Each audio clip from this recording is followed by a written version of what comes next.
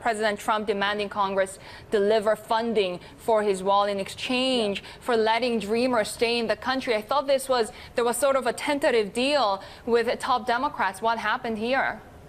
So, great. Yeah. So I think what's interesting about this is that you're absolutely right. Non-starter for Democrats. Anything that touches the wall is a non-starter. It will be very interesting as NAFTA talks continue this week to see what Mexican counterparts in the Mexico government feel about that in particular. But the wall is a non-starter for Democrats. So as a result, that reignites a contentious immigration debate within the Republican caucus.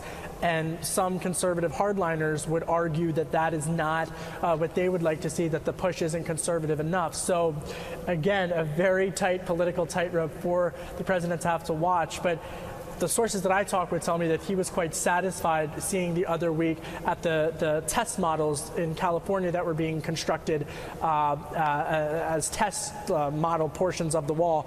They like that, and he wants to have that delivered at least along the border. Again, a key campaign promise that he campaigned on. But refresh our memory, Kevin. Nancy Pelosi and Chuck Schumer are complaining right now that that this is terrible that they had come to a deal. But didn't the president put the skids on what they announced sort of after that meeting last month very quickly? He quickly said there was no actual deal, that they were presenting it as a deal, but there was no deal, they just talked.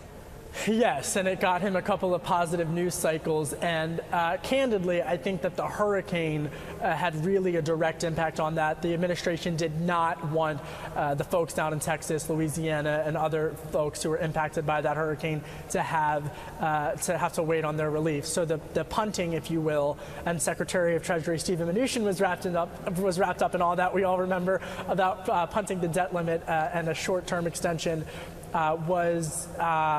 And the dynamic between the top Democrat, Nancy Pelosi, and the House was really all kind of lumped together with that. So, here's the reality. They're still divided on immigration policy.